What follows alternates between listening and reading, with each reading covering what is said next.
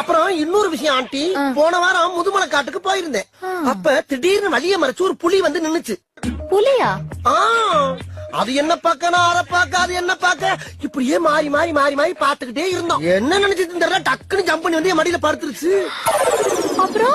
அப்புறம் என்ன, எனக்கு சாப்பிட வச்சிருந்த புளியோர எடுத்து அந்த புலிக்கு 4 வாய் ஊட்டி விட்டேன். புலிக்கு புளியோதரையா?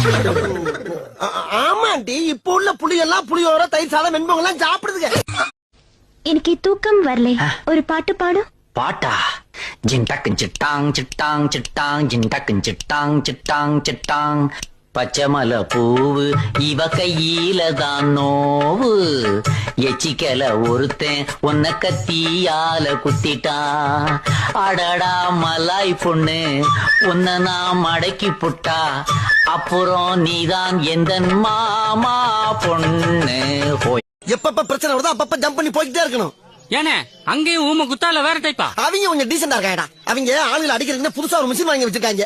எவன் சிக்கிறானா அவனை பேக் பண்ணி உள்ள அனுப்பிடுறாங்க. அது மயக்கமே வராம தண்ணி ஊத்தி அடிக்குது. அதுவும் ஐஸ் வாட்டர். அது போக ஒருத்த கையால அடி வாங்கி கேவலப்படுறதுக்கு மிஷின்ல அடி வாங்குறது டீசெண்டா போயிருது இல்ல.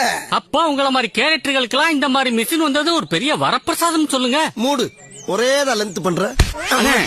மிஷின்ல அடிச்சான்னு சொல்றீங்களே, எங்க ரத்தம் கிட்ட ஒன்னையும் காணா? கரெக்டா? அதாவது அந்த மிஷின்ல ரத்தம் வர்றதுக்கு ஒரு சுவிட்ச் வச்சிருக்காங்க, ரத்தம் வராதுக்கு ஒரு சுவிட்ச் வச்சிருக்காங்க.